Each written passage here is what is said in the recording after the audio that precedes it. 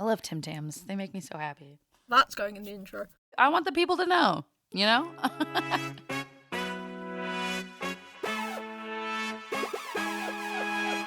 Hello everybody and welcome to the Women's Soccer Show. I'm Allie. And I'm Sarah. Sorry, I was going to say Tim Tams. I'm kidding. I'm Sarah. And I'm eating a Tim. I was going to say, if you listen to this intro, that you will realise that Sarah's obsessed with Tim Tams. I love Tim Tams. I mean, I don't think that's going to be a surprise to anybody, but I absolutely love Tim Tams. I don't know whether to give the advice here. Mike, you can cut this part out if you put it before. But, you know, for anybody listening, the originals are the best. The double coating are great. The dark chocolates are fine if you like the dark chocolates. Just don't get the deluxe. The deluxe, you know, they suck. I'm sorry. But Tim Tams are amazing. Tim Tams are what's keeping me going right now. But we're not here to talk about Tim Tams. Sorry. I don't know how long I was just talking right now. Listen, everybody. We are recording after the Australia versus England game. But for anybody who was at the game, you know that the trains were, I don't think the word is delayed, that everything was a disaster. And it took us all at minimum 2 hours to get home. So it is 1 a.m. my time, but I'm doing great. And Allie is flying high. How are you feeling? I haven't actually asked you. I cried. I cried when the final whistle went. I actually cried. I'm working from home at the moment and I just was useless for 2 hours at work, and the final whistle went and I burst into tears. I would assume everybody was useless though. Hopefully everybody was watching it. I had everybody on our work chat being like, "Are you okay? Are you alive? How are you doing?" And I'm just so emotional. I was singing Whitney Houston, I'm so emotional. It's now been nice to sink in, but I'm sure I had multiple group chats where everybody was just and also our streams were at different times. So and mine was the most delayed. So I'm getting messages from people being like, "Oh my God." And I'm like, "Is that a good oh my God or is that a bad oh my God?" That's my least favorite thing when that happens. When that happens, I mute the group chats because I'm just you know what? I need to find out in real time, in my real time, what's happening right now. Yeah. Yeah, I had to mute a few chats because I was just I don't know what's happening. Is this a good or a bad thing? So for everybody listening, if you couldn't tell, we're here to talk semifinals, both games. But before we do, as always, we need to get into some pre-game chat. I know everybody loves it when we just hit the ground running and get into soccer, but hopefully you all love it that we're doing a little bit of World Cup vibes before we do that throughout this World Cup. I do like the vibes. Everybody doesn't know we have show notes, so we just know what order we're doing. Don't things. tell them. One of them makes sense, and one of them makes absolutely no sense. I'm hoping that Sarah can explain.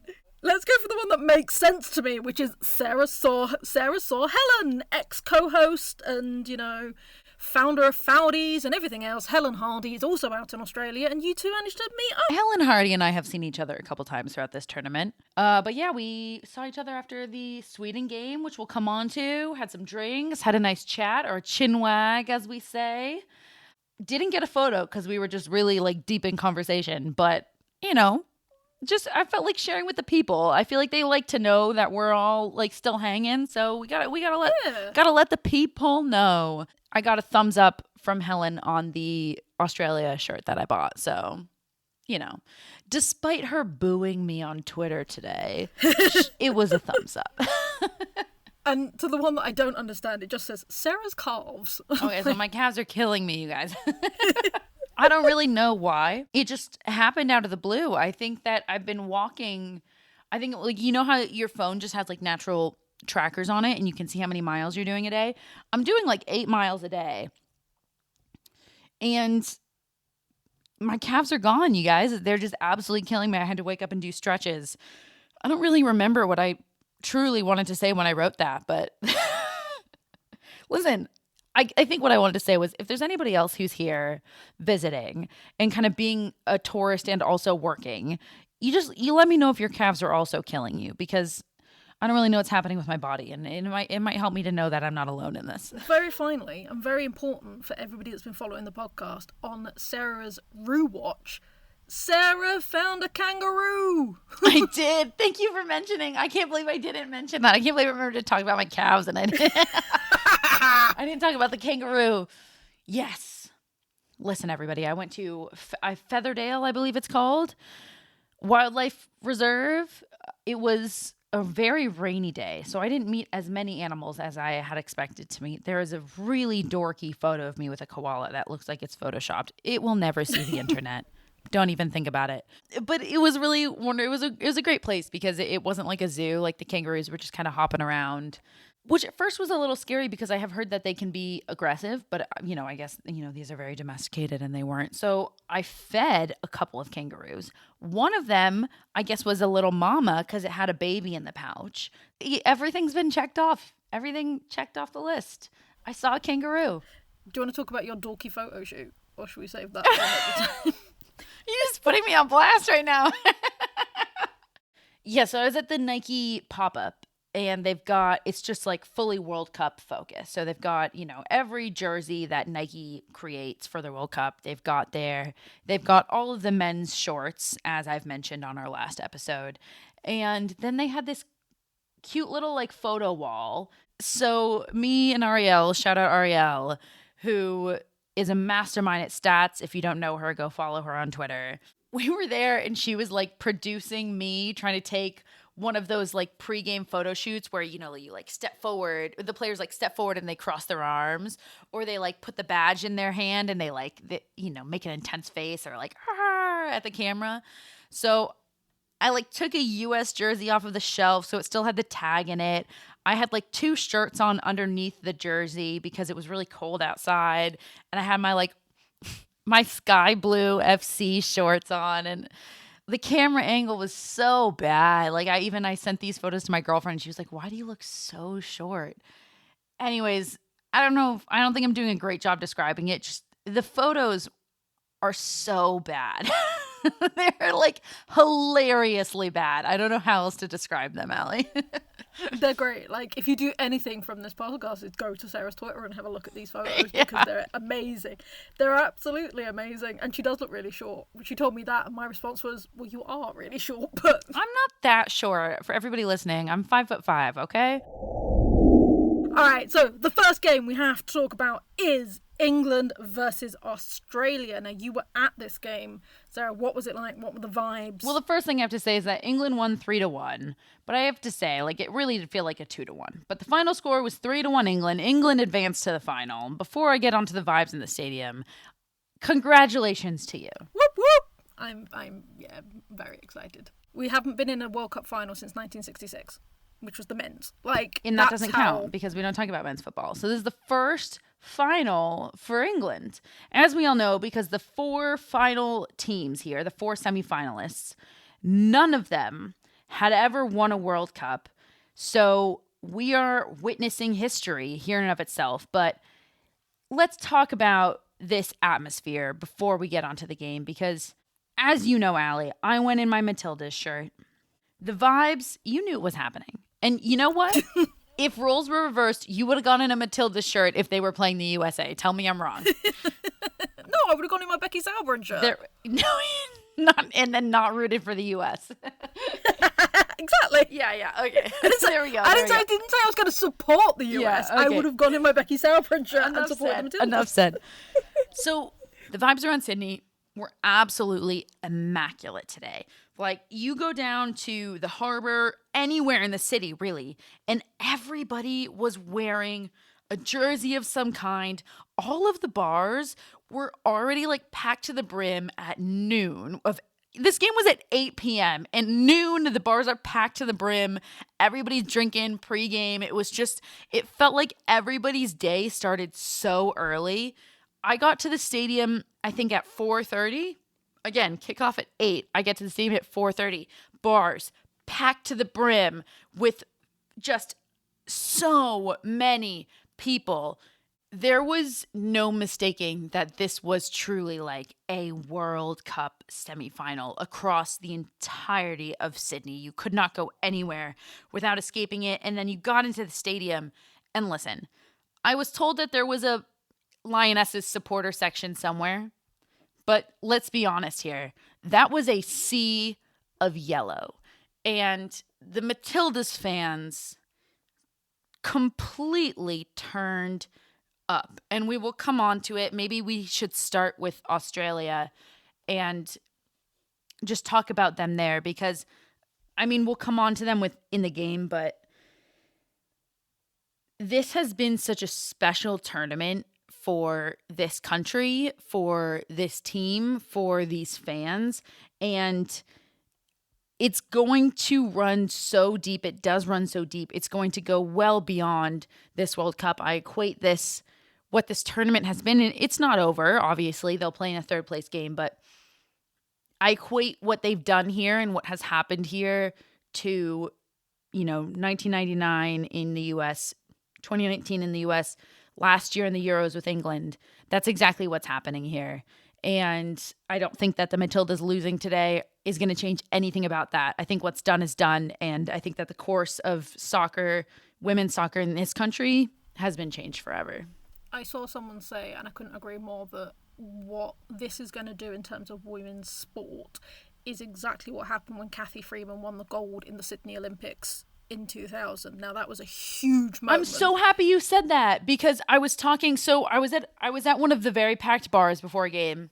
I was talking with a couple of Matildas fans, some Aussies who had made their way up from Melbourne just to watch this game. We had a good hour-long chat before the game, and I was asking them all about, how this tournament has affected everybody, and they were telling me that, this was the moment, and they specifically said they had not seen a sporting event this big in the country and affect the country this much since that Olympics, and they referenced that exact moment.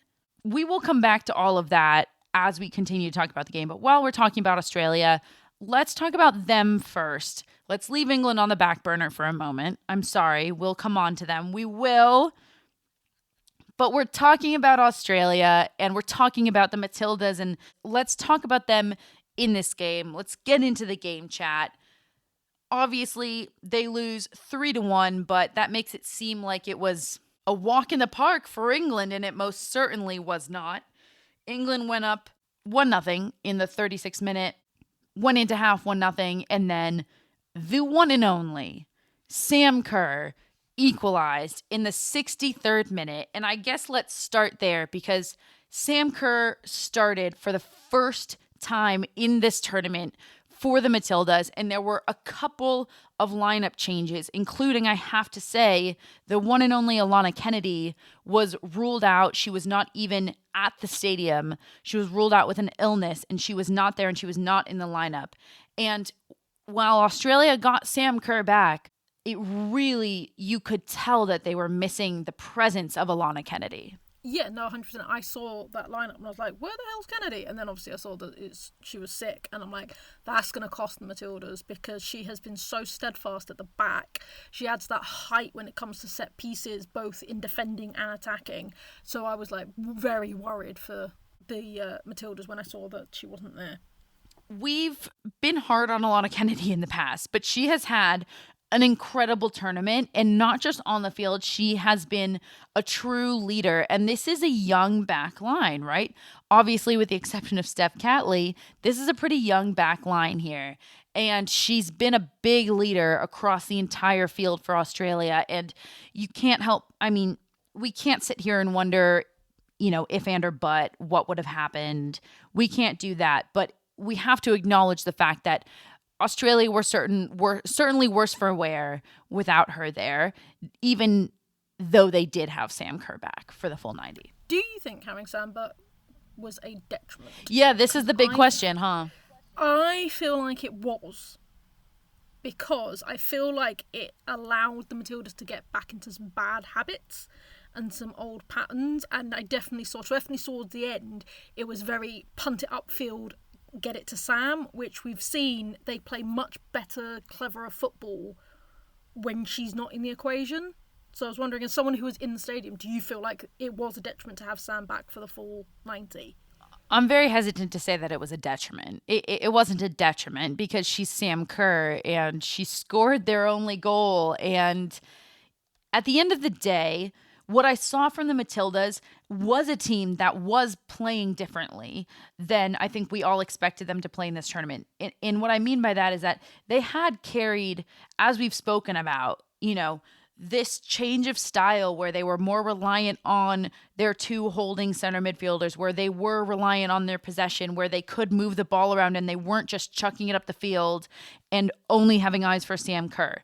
They were still playing that way here, but there were definitely moments where they would have possession, ping it around, and then have a moment of panic. And that's when they would look to chuck it forward into Sam's and only look for Sam. Or if they got into the attacking third, you'd see them look up and only look for Sam Kerr. And that's the part where I feel like it was slightly detrimental to Australia, because we know and they know how many attacking threats they have and how brilliant Caitlin Ford has been in this tournament and how brilliant Mary Fowler, and the list goes on and on.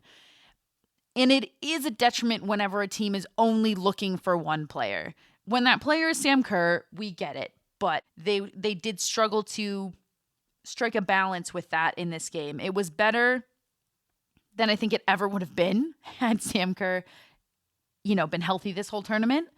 But it was very clear that they were still in the attacking third, looking up and looking for her.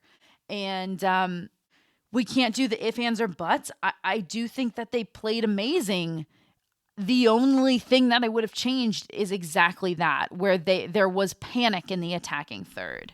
Yeah, for sure. And we've praised Mary Fowler, and I still think she's an unbelievably brilliant young talent, but she just seemed off tonight, and I don't know what it was. There was just something that wasn't clicking, and I don't know if it was the occasion. I don't know if maybe she's coming down with what Kennedy's coming down with. I don't know, but it was just something that was very off pace with her, and that made me sad because she is a brilliant footballer. Yeah, I think it might just be, Mary Fowler and Sam Kerr haven't developed that connection over the course of the tournament. And Mary Fowler's generally been playing with Van Egmond up top. And so Mary Fowler's role today was different than it ever had been. And she was actually one of the main ones who was getting a little bit panicky. It was possession, looking great, beautiful pinging, triangles in the middle. And then in the attacking third, we look up and all we want is to look for Sam Kerr instead of having faith in ourselves and faith in the possession that got us this far up the field. And that's a very young mindset. And I think that definitely came into play today for Mary Fowler, who came off an incredible game. I think her best game of the tournament against France. And we definitely saw her fall a little bit in this game. Do you want to talk about the goal? Let's talk about the goal. We've talked about Kerr a lot. Do you want to talk about that goal? And because somebody, I can't remember which podcast it was now, we'll find out, had a decibel meter. It was epic. It was epic in that stadium. And let me just say, too, because that's saying something, that stadium does not trap sound whatsoever. For that stadium to get loud, it really does take a lot. And my knees buckled. I had to sit down in my seat for a second when Sam Kerr scored that goal, because we were probably all thinking, tell me if you were, oh, Caitlin Ford is wide open on the wing. Hit it to Caitlin. And then she just it was the most beautiful. It was almost like a chip shot, the way she placed that ball above Mary Earps's head. There was no stopping that. I don't care how good of a goalie you are. It was an absolute stunner from so far out with two defenders on her. And that moment in that stadium, it had gotten quiet. The Matildas fans were really carrying the team for a while. But, Ella Toone scored early on. She scored before half. And now we're 63rd minute. We're 15 minutes into the second half. And the Matildas fans had gotten kind of quiet, and the roar that erupted, it was a resurgence. And to see Sam Kerr, grab her badge on her shirt and run to that corner, and I was at that corner, it was something else. It was a phenomenal goal. I cannot, argue. It was just, we cannot deny it. It was an absolute phenomenal goal. She likes to score against Mary Earp. She's done it multiple times. Yeah, so were all the headlines.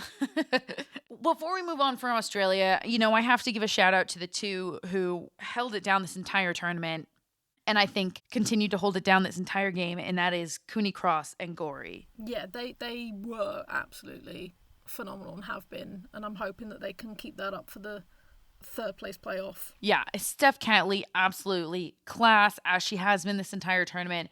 And Mackenzie Arnold made a stunner of a save in I think the first 10 minutes of this game. Georgia Stanway, I believe it was Georgia, absolutely could have scored that.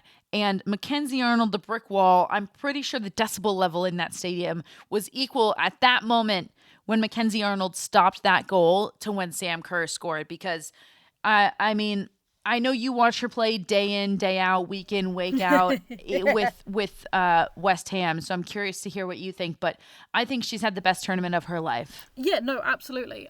So she wasn't Australia's number one for a very long time. It was Lydia Williams for a very long time. She was always, our favourite phase of this tournament is she was always the bridesmaid, never the bride.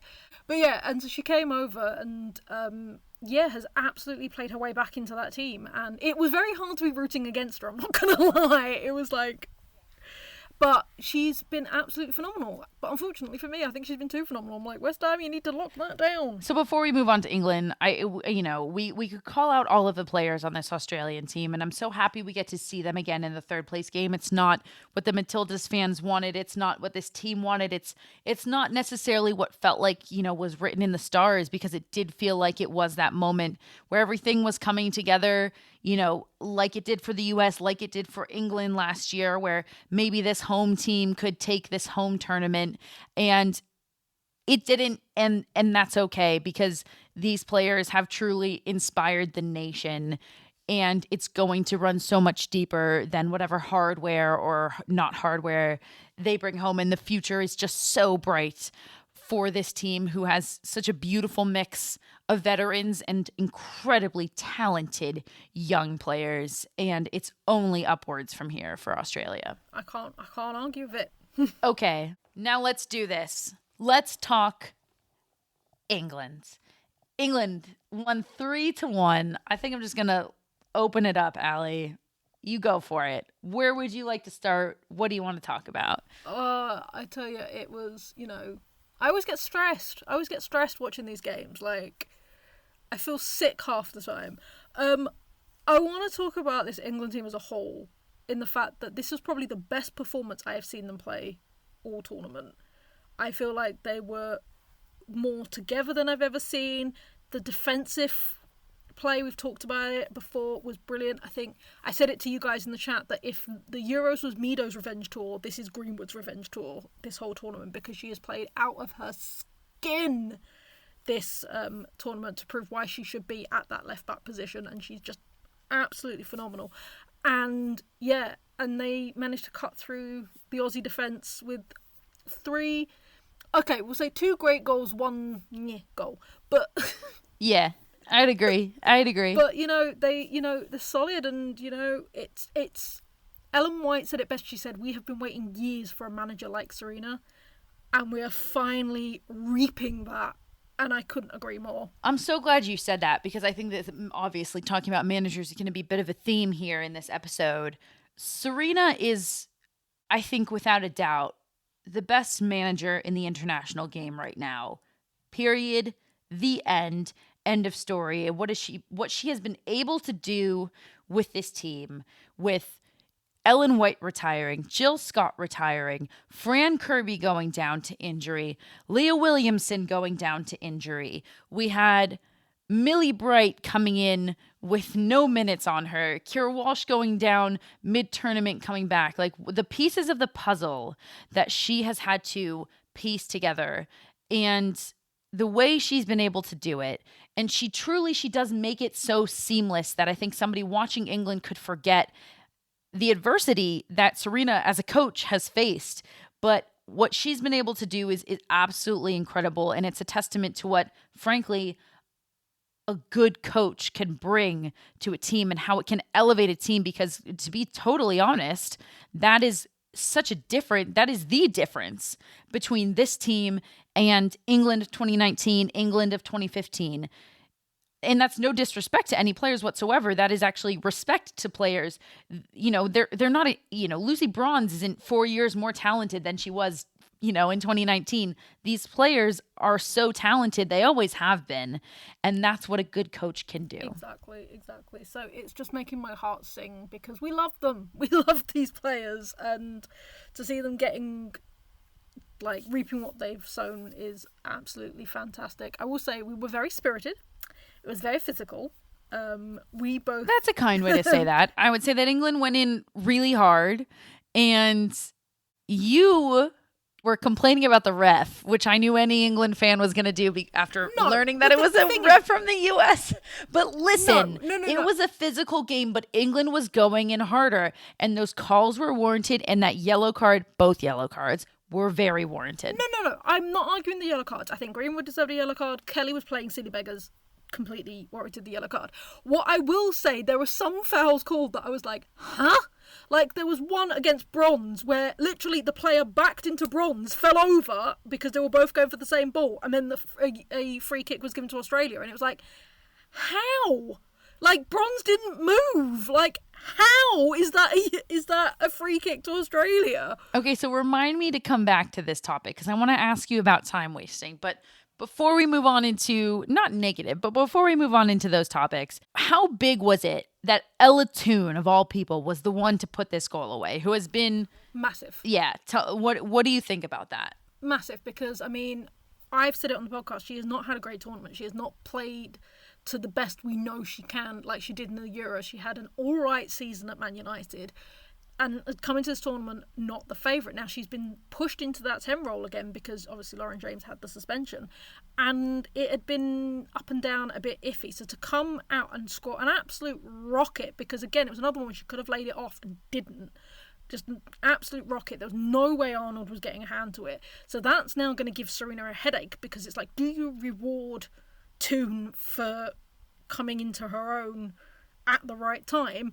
Or do you bring in Lauren James, who, up until that red card, was having a great tournament and is currently in line for, I don't think there's a golden assists, but she's in line for the most assists in the tournament, and as well as scoring a phenomenal amount of goals. Like, it's going to give Serena a big headache. Which one are you going to put in the number 10? Well, whatever Serena does, we know is the right answer. And that's been my motto this whole tournament, where it's like, you know what? This must be what it's like to have a great manager, in that I've got my opinions, but whatever she does is definitely the right decision. I personally would start Ella Toone and use Lauren James as a super sub to come on if Toone isn't performing. But again, we'll see what the right answer is, because we will see what Serena does. I thought that the main reason England were able to, like you said, put their best game of the tournament together, I think you're right about that, is the middle three clicked, the middle three connected. And I thought that the middle three won that battle. It was Walsh, Stanway, and Toone, and then it was Gorey, Cooney Cross, and Fowler.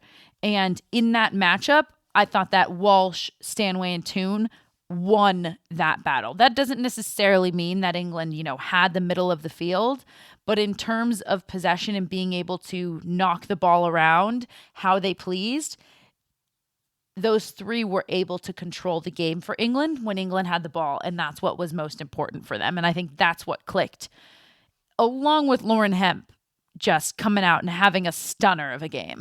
I was going to say, Hempo, again, hasn't had the greatest tournament. She's managed to get in and grit it out and stuff like that. But today, again, we saw very similar like she did against Colombia. She wasn't allowing any ball to go to waste. So there would be a point where some would have called that a dead ball that she managed to cling on to and get her goal today. Like, she was just chomping at the bit to get up and down that pitch. I've said it before, I just want to see her heat map, because I don't think there was a blade of grass she didn't touch. She was absolutely everywhere. And again, is allowing, for that release for the Russo. Just Lauren Hemp. She was named that player of the match, and I couldn't agree more. Yeah, I think it was very fitting. I have to ask, and I'm sorry if this annoys England fans, but, it's the talk of the town. I got to ask it. Does anybody have the right now to complain in the WSL that Chelsea's time wasting or United's time wasting when England are such big culprits of time wasting, to the point where a yellow card was awarded for it to Miss Chloe Kelly, Mary Earp's queen of falling on the ball, of taking her sweet time? Can anybody in England ever complain about another club time wasting right now that you've benefited so much from it? Because I think the answer is no. I didn't think Chloe got it for time wasting. I thought Chloe got it for being petulant. Well, she was being petulant so she could time waste. It was the both of them. So yeah, no, I think that was stupid and she shouldn't have done it. But yes, I do think that people can still say things. Okay, so you're stick to your guns there. Got it. Yeah, because I didn't see it because I thought that ref was really on it. Like, you saw it was hilarious because Carpenter tried to get some yardage for a throw in and the ref was like, back. And then Bronze tried to do the same thing and the ref was like, no, back. So I thought the ref was more on it. I thought the ref was really like getting them to hurry I'm up just saying, and stuff like that. whenever West Ham plays United and Mary Earps falls on the ball and you get annoyed that Mary Earps is time wasting, I want you to think back to this moment and you remember how good it felt when you benefited from it because you didn't even realize you were. That's how good it felt. Okay, so let's end on a positive here. How do you want to close out our England chat? Just that it's phenomenal. I always feel, and this is probably just me, but I always get really stressed in these tournaments and really panicky because I know that as soon as the England bow out, whether it's semi-finals or whatever, like, you get your commentators being like, we're not as good as the men, blah, blah, blah, blah, blah, blah. They managed to win it in 66. Not that we haven't done anything since. So it always, for me, is a stressful because I'm like, I just need England to do well just so that I don't have to deal with that nonsense. I just need them to do well. And the fact we've got to our first ever final, great fact, Ella Toone is the first English player, male or female, to score in a quarter-final, a semi-final and a final of a major tournament because she did it at the Euros and then scored in the semi-final here. So therefore, that's an amazing stat. And it's just, I'm so proud. That's what I want to leave on, is I'm so proud of these Lionesses. Have you checked out Total Football Analysis yet? TotalFootballAnalysis.com provides researched analysis on loads of football games, including women's football. Want to know why Miedemar scores so many goals? Do you want to explore how City have turned it around this season? Head over to TotalFootballAnalysis.com and sign up to learn more about the beautiful game. We have a special discount for listeners of the Women's Soccer Show. At checkout, type WOSO10 to get a full year for €10. That's €40 off the yearly subscription. Head over to TotalFootballAnalysis.com and type WOSO10 at checkout. And on to game number 2, which was actually semifinal number 1. As confusing as that may be, hopefully that makes sense to all of you because we watched this game first. Spain versus Sweden, and Spain took it 2-1. Spain is headed to their first final. Spain had not even reached a quarterfinal in a World Cup before this tournament, and now they are headed to their first ever final. But we'll come on to Spain. I think, we got to talk about Sweden first. We talked about Australia, who fell to the Lionesses, so let's talk about Sweden first, because this game, I don't know where to start. What did I say? Because this game... Can I just say that, again, this game was so dull. It was so boring. Like, I think I retweeted, because I was on Twitter, about being like, for the last 10 minutes, being like, do you think they heard us and took that personally? Because it wasn't a good game. It just wasn't a good... Like, I can't even say, a bit like with Australia-France, we said, it was a great game, ended 0-0, and then we had the penalties. This one was just not a good game. Everybody was scrappy, and the great Sweden that we'd seen previously that had managed to, like, come into their own and really, like, come for it, gone completely. There was no game plan. It went away. It was like when they played the US. No. Spain, again, sort of grew into it a bit towards the end, but again, it was just sloppy and poor, and it was like, does either of you want to win this? It was really sloppy. It really was, especially in the first half. It did, for both teams, it got better and better and better, but it was sloppy. There was a moment in the first half where I think that there were about 6 headers in a row, and it was just like, hey, can somebody maybe settle the ball and do something? Right? Let's talk about it, because you mentioned Sweden not being the Sweden that we saw in their previous game. And, it was... we've talked so much about Sweden because for many reasons. So just to take everybody through the timeline, we spoke to Hedvig Lindahl and we got a lot of insight into what she feels was Sweden's Achilles heel. which we'll come on to. And that was before the US game. And Sweden, obviously narrowly squeezed it out, but we're not the better team in that game. And then they came out firing on all cylinders against Japan. And I think everybody thought that that was the Sweden we were going to get in this Spain game. And instead, I'm not going to throw it all the way back because I don't think they played as badly as they played against the US. But they absolutely weren't the Sweden of the Japan game, if you will. And what I thought let Sweden down was their mentality. And to throw it all the way back to Hedvig Lindahl, my favorite thing that she said was that she feels that Sweden, just as a nation, they value humility, and that when you're in these big moments, you actually don't need the humility. What you need is the confidence, or what some people here have deemed as, I don't know, hubris or arrogance. And you actually need that to be able to step into big moments. And I really did think that this was the turning point for Sweden mentally. I thought we'd seen that switch flick. And we talked about this in the last episode with their celebrations in the locker room, with the cohesiveness of the team, they looked like it was theirs. And to see them come out like this, I truly think, you said there was no game plan. I think that their game plan was to let Spain have possession. And when Spain came out so weak and didn't take the game and take possession, Sweden were caught on the back foot. And instead of smelling blood in the water and taking the ball and saying, fine, you don't want it, we'll take it. Instead of doing that, they were just lost because the game plan is to not have the ball, but now we have the ball.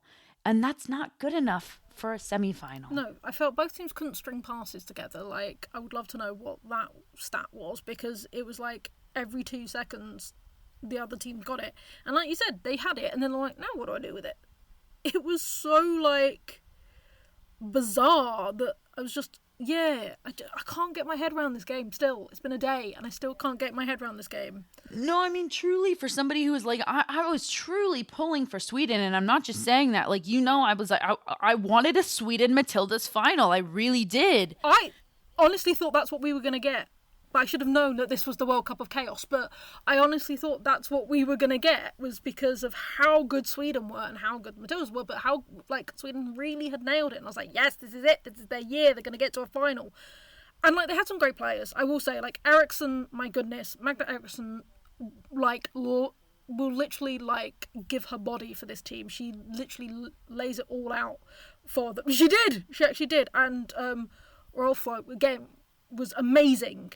Was absolutely phenomenal for them. Rolfo is such a class player, and I love that. I mean, we've all seen her on display at Barcelona, but to see her do that on the international stage, I mean, incredible talent in incredible tournaments, like individually across the field for Sweden. I mean, I think that's funny. Maybe that's why this game is so interesting, because, like, if you look at Sweden's lineup, okay, Rolfo played so well. Blackstenius, she played so well. Aslani played so well. Eriksson played so well. Musovic had the best tournament she's ever had. And this is where we are left, and it's both a mixture of, like, infuriating, where you just want to shake them and be like, come on, and heartbreaking, because this is happening for Sweden time after time, and I feel for the players and I feel for the fans. There's a stat out there. Sweden have been eliminated at the semifinal stage of the World Cup for the 4th time this year. Ouch. That's including 1991, 2011, 2019, and then 2023. And that is more than any other country. Ouch at that It's stat. heartbreaking, right? It is heartbreaking. It is so heartbreaking. And we were rooting for you. Yeah, we really were. I mean, I want to pull some positives, because this wasn't like I said, this wasn't a bad game for Sweden. I think the disappointment comes from the fact that we all saw that the game was there for them. Spain were not Spain at the start. They were not taking the game, and it was there for the taking for Sweden, and they just didn't grab a hold of it. And I think that's what's so disappointing. But just to highlight some of the things that they really did do well, we know that Spain's Achilles heel this whole tournament has been their back line. And Sweden, not only using their physicality, but also using that and then running at the back line, they were tearing Spain apart. That combination of the two, Rolfo and Blackstenius, the two of them, it was absolutely lethal what they were able to do in breaking down Spain. And they were truly unlucky to not get a goal from that. Yeah, absolutely. Can we talk about their goal? Can we just talk about their goal very quickly? Because that was a absolute cracker of a goal.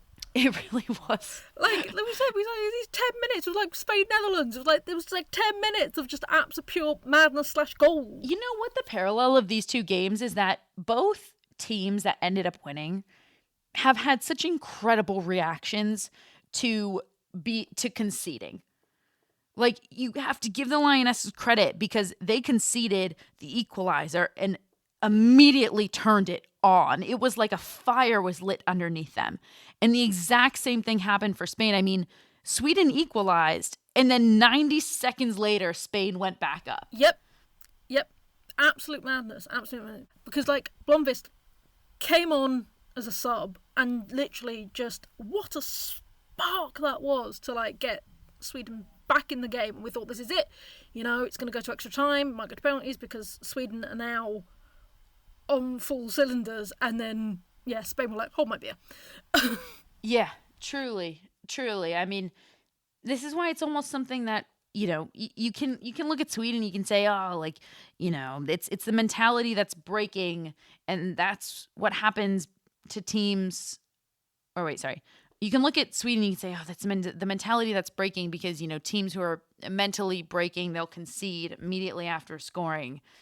But I thought these were great strategic moves by the coach. I thought these were great subs. It was a beautiful goal. And my heart breaks for Sweden. I just keep coming back to the question of, you know, if you're Sweden right now, how do you muster the strength again to play in this third place match? How do you do that? Because it does feel like it is getting harder. It must get harder and harder to muster that energy to care. I was going to say, I don't know how they do it. I genuinely don't know how they do it, because they're going to be going up against the home nation. They're not even going to have the support backing them. They're going to be going up against like a wall of sound. And I don't know. I would be surprised if Sweden do come away with the bronze medal, which I don't want, because I do really like Sweden. To be fair, I like both the teams playing in this, but I do like Sweden. But I just can't see it. I think they're going to do exactly what England did in 2019, which is give up. Because England gave up in that bronze medal match and just didn't really bother. And this is like kind of, you can see why. Like, we're talking about how hard it is. And, you know, you mentioned the wall of sound. Not only the wall of sound, but the Matildas have never even been in a third place match in the World Cup. So this is obviously disappointing to not be in the final for them, but it is a step forward still. And this is just the opposite of what Sweden wanted. Yeah, for Sweden, this is a stagnation. This is a stagnation for Sweden. Whereas, as you said, for the Matildas, it's like, hey, we've got further than we've ever got before. This is going to be a great springboard for us, whether it's, you know, Olympics, World Cup, whatever. Whereas Sweden, they're like, we're here again. Totally. Shall we move on to Spain? Let's talk about Spain. Let's talk about the victors. You mentioned the goal for Sweden coming off of a sub in Blomqvist, and 2 out of 3 goals in this game came off of subs. The first goal of this entire game from Spain, Perejuelo. Oh my goodness. Is this woman on fire? A goal off of the bench for Spain, 2 games in a row. I guess I can't call this one like the winning goal. The winning goal versus the Netherlands. She had what would have been the winning goal had Spain not conceded here. But I mean, my goodness, what she can do, not just off the bench, like immediately into this game, she is such a threat with what she can do with the ball at her feet. Yeah, no, absolutely. You think she'd start, to be honest, like, because she's got that firepower under her, and maybe she will for the final. But as soon as she came on, that was the difference for Spain. That, again, talk about sparking. It was that, like, that change. It wasn't even just fresh legs. She was sort of like, had that passion and that G'ing up of being like, come on, guys. Like, this, what are we fighting for? We're fighting for a final. Come on now. Yeah, she does have that spark, huh? Yeah, absolutely. So coming on, so that you felt a tonal shift within the Spanish team when she came on. And I suppose while we're talking about goals, let's talk about Carmona's goal with the actual game winner 90 seconds after Sweden had equalized, and Carmona with an absolute worldie of a goal. I mean, there's so much to say about this because, first of all, her as a player, this is only her second ever goal for her country. She's 23 years old. She plays for Real Madrid. So there's that. And then there's this element where let's look at Spain in the larger picture and just say, for as bad as they were playing this entire game, because we can talk about that too, but for as shaky as they were, this team, when put under pressure, is absolutely unbelievable. They scored against the Netherlands in extra time to not allow it to go to penalty kicks. They scored against Sweden here in the 89th minute to not allow it to go to extra time. What they can do in those moments is truly special. Yeah, absolutely. So if England are watching, basically you need to get it to bed early. I think that is something that they'll certainly take from it. But let's talk about Spain throughout the entire game, because that all happened in the second half, as you said, in the last, what did you say, 15? Yeah, like the last 15 minutes. But yes, yeah. Spain were having a hard time settling it down. And I think that, speaking of, Spain being so good in those moments, what Spain do best here, I think, is that they know how to just relax and grow into a game. And I think part of that is because they have the confidence in knowing that they're going to be able to do that. They don't panic when it's bad at first. They stay calm. They have faith in their game because they know that they've already shown they can get goals late. And so the trust is there. And that's really key in the tournament. And that's key in this tournament, especially, we'll go back to this because they were very shaky to start. We expected a Spain that came out and took the ball and took possession, and they did not do that, but they really grew into the game. 100%. 100%. And, could finally got their defence sorted so they could hold on because, Sweden were knocking on that door towards the end. They were trying to get that equaliser and they managed to hold it off. It's just, I was unconvinced. I was just genuinely unconvinced by the team as a whole. I'm not going to lie, me too. I think I said after the game, I don't think Spain have put together a complete 90 minutes yet in this tournament. And that's a little scary for England too, because if they've made it this far without putting together a full 90 and they're able to put together a full 90 in the final, what are we going to see?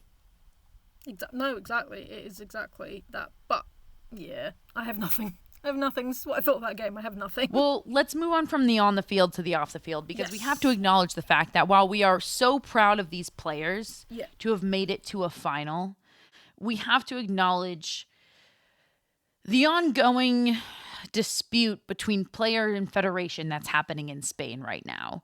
And I suppose before we really talk about this, shall we do like a brief background for anybody listening? We don't have to dig into the details, but what are we talking about here? So for anybody who's listened to a long time or, just joining us very quickly, the coach, Jorge Vilda, about a year ago, 15 players wrote a letter saying that they were unhappy with what he's been doing and they were looking for him to be removed. Jorge Vilda has a very powerful relative, his father, who is very high up in the Spanish Federation. So therefore the complaint wasn't taken as seriously as we would have liked it to have been. But things have been alleged in the fact that he wouldn't let them lock their bedroom doors because he'd have to do a nighttime check on them. And other abuse. That's so gross. It's so gross. And there is other abuses of power that has been alleged at him, and he just has skated by because of his connections.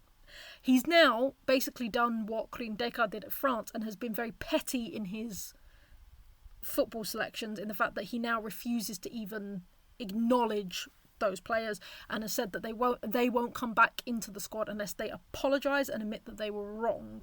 So that is why, in a brief, why there's a lot of animosity to Jorge Vilda.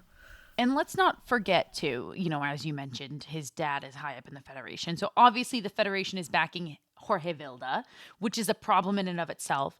And this man is not fit for the job that he has in terms of his background in coaching, right? Yeah, for sure. And I guess, I don't know. I mean, I just want to, you mentioned the whole, nighttime checks. It's just so gross in so many ways that we won't even get into. But this is a specific problem too, across the board in women's sports, with professional athletes, adults being treated like children in a way that male professional athletes would never be treated like. And it's a problem across the board. And we're seeing it specifically here too in the Spain national team. But we say that all to say, I think that was a perfect background, Allie. We are so proud of these players. And I think we want to acknowledge, and correct me if I don't want to speak for both of us, so correct me if I'm wrong, Allie. These players, we believe, are what got this team here in spite of Jorge Vilda. Their talent, their brilliance, that's what got them here. It's not the tactics and the coaching of Jorge Vilda. And the fact that he's going to be celebrated in Spain, or frankly is already being celebrated, and I've seen people, even in our comments saying that he deserves an apology from everybody, is deeply, deeply upsetting and invalidates everything that all of these players have come forward with that they've been through. I will never apologize to an abuser. And I can say that. Absolutely I can not. say that for both people of us. can rest assured we're never going to say I'm sorry. I was going to that. say, and you know what? If you think that he's owed one, you know what? We don't need that listenership that bad. Yeah, bye-bye. Yeah. And it's becoming a big thing along mainstream media. And I messaged you, and anybody who was on my personal Twitter will have seen I put it, but we have a very famous commentator, and I am going to name him because this was so disgusting. So Jonathan Pierce commentated on the Spain-Sweden game, and when the goal went in for Spain, which ended up being the winner, he said that Jorge Vilda will be a hero in Spain and will be a hero amongst these players for getting them to a final. And I threw up in my mouth when I heard that. Yeah, my eyes are closed right now. I just can't even process. Is that either it doesn't matter where it came from? Is it a complete lack of, is it an ignorance? Is it a lack of background? Is it a lack of doing your homework? Or is it a complete disregard for what these players have come forward with? It frankly doesn't matter. The fact that that was said is absolutely disgusting. And the fact that it was said on national television on the BBC is absolutely disgusting. And I would go for the fact that it's probably the latter, because Jonathan Pierce has been involved in the women's game for years now. As a commentator, he was one of the first mainstream commentators to do Lioness games. So that man should know. That man should know what is going on. And to say something so disgusting. And it was one of three. I messaged you, I had a bad day with social media yesterday that I had to just... It was a bad day in the UK for social media. Should we talk about the others? Because it was just, it was one after the other. Yeah. And I was just I'm done. I've got a headache now. I'm done. So I saw some very questionable behaviour from two very prominent people in... And I'm going to say they're not... I don't want to say not professional, because I hate saying the words not professional, but they're not part of the mainstream media. They are very similar to what we do. So I saw one who made a very, very stupid joke about the whole Manchester United situation, which, for anybody who doesn't know, they have a player who was accused of sexual assaulting his girlfriend. There was audio evidence, however, that wasn't clear enough, so therefore he wasn't criminally convicted. He is still on their books. Your classic case of it happened, but he wasn't convicted for it, so the club but he didn't do it. Exactly. So anyway, so there's still debate on whether he's going to stay in the club, and the club have come out and said, well, we're going to wait until our players come back from the World Cup and see what they say, see what they think, so putting it all on the thing. So anyway, a very prominent blogger for a specific team made a very stupid joke involving that, which on the surface wasn't the worst thing I saw, but it certainly wasn't great. It certainly wasn't great. And then to top it all off, there is somebody who is involved in one of the championship clubs here in the UK. He is very involved in that club, and it's come to light that he is liking very, very transphobic tweets about trans women in sport.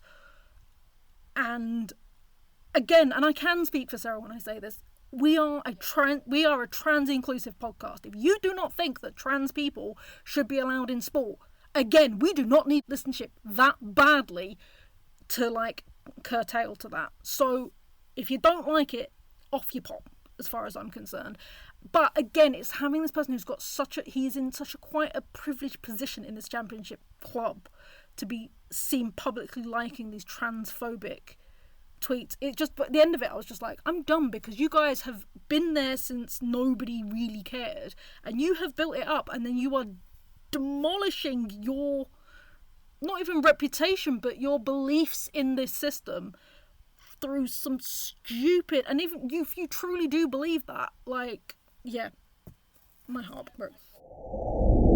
And finally, we're on to our storyline segment, but we're going to do it a little differently here. We've got two matchups. We've got the third place matchup and the finals matchup. So let's have a brief chat about both matchups. And let's start here with the third place matchup. Sweden versus Australia. Listen, this is a fun matchup. This is a good game. If both teams can kind of like put the loss behind them and we get both teams in full force, this is fun. Yeah, this was the final I think a lot of people wanted. So it's going to be a massive game. Zara's pulling faces at me now. You've just reminded me. I was like, I had so much to say about the final that I wanted before we started recording, but and did. I don't anymore. And did. You got the earful, not everybody else. Yes, I did. Yeah, it was the final that a lot of people wanted. Yeah, so it's going to be a great matchup between these two brilliant players. A lot of them play or have played against each other in the WSL, in the European leagues, and it's also going to be some unknown entity because we've got a lot of like homegrown Aussie talent that have come through on the W League. So it's going to be a great matchup. It's going to be a battle of two great keepers because let's be honest, Mackenzie Arnold and Musovic have been up there for Golden Glove because they have been unstoppable in the sticks, and it is just going to be a case of who is going to be able to just take that knock. So I'm backing the hosts. I think that the Tillies have got it, but I do think it is going to be a game of an age. So make sure you get up and watch it. I love all of the Aussie chants, but I do love whenever whenever I've run into like a really drunk fan, all I hear is, "Let's go, my Tillies!" And for that alone, I think you gotta support the Matillies. Look, we've talked about how heartbreaking this is for Sweden. I really do hope that they can pull something together for this because they deserve. I mean, both of these teams deserve hardware from this tournament. It's disappointing then that one of them is going to have to go home without a medal. Perhaps we can just like go through everybody in penalties and then they'll have to end it in a draw and everybody can go home a winner. But nevertheless, definitely don't sleep on this game. I think a lot of people sleep on the third place game. This is going to be one for the ages, I think. This is going to be an absolute blast, and I expect a lot of goals in this game. Yeah, absolutely. Or it's going to be like for Australia, France, and we go to pens, and then we can see what Musovic and Arnold are really made of. And finally, the World Cup final. Are you ready to hear this? Are your ears ready to hear this, Allie? Prepare them. I want to hear you say it. The World Cup final. England versus Spain. There it is. Playing for the trophy itself. Playing for the first star on their shirt. Both of these teams will be playing for their first ever World Cup trophy. I don't know how much more needs to be said other than that. Those are the biggest stakes that really there could possibly be right now. Yeah, I as a football fan, I'm excited. As a Lioness fan, I'm like vibrating about this final. I know it's not the one that a lot of people want. I know there is definitely history between both teams of why people didn't want it. I get that. But as a biased, non-partial voice, to have the Lionesses in that final is just something to behold. And I think it's going to be a good match. It was a great match in the Euros when we played them in the quarters. You know, England went 1-0 down and then managed to pull it back to a 2-1 win. So, and I think Spain are going to want vengeance for that. And I think England are going to go in with the confidence being like, we've already beat these lot. Like, let's go. And they had some of the better players in that tournament. So it's going to be a cracking matchup. This is what I was on about to you, that this is the matchup. I said to you, this is the finals matchup that the least amount of people in the world are excited for. Where the Spanish are excited and the English are excited. But you know what? I'm gonna say something here that I hope will get everybody excited for this matchup, because even now in the wake of the Matilles losing, I am already genuinely excited for this matchup. Over the past year and a half, these, and you know, you can argue about FIFA rankings, you can argue about who's the best, who's not. These two teams have been, in my opinion, the best two international teams in the past year and a half of women's football. And for me, to get a World Cup final with the two teams that in the past year and a half have been the top teams, it doesn't really get much better. And they've got a lot. They've got it out for each other. I think it's going to be a physical battle. Oh, boy. I think emotions will be flaring, and it's going to be that, you know, if anybody can drag that out of Spain so that they don't come out flat, it's definitely going to be England. I was gonna say, putting a body on them and forcing them to. So it's going to be heated. It's going to be a heavyweight matchup, and it's going to be a blast. Yeah, I was going to say, I didn't even think about the physicality, but I'm just thinking, you know, because you've got Kira Walsh, Lucy Bronze are going to be playing against some of their teammates, players that they've played, you know, countless times in the Spanish league. You've got Georgia Stanway, who loves a proper scrap in the middle. And so, yeah, I didn't even think about the physicality. Oh, my mouth is watering just thinking about it. If you're not excited after listening to this right now, check your pulse, everybody. This is the World Cup. We're going to get a brand new champion. And what better tournament than right now? 2 more games. We're going to cover both of them in our last World Cup episode. So for this episode of the Women's Soccer Show, I've been Sarah. I've been Allie. Thanks, everybody. Good night.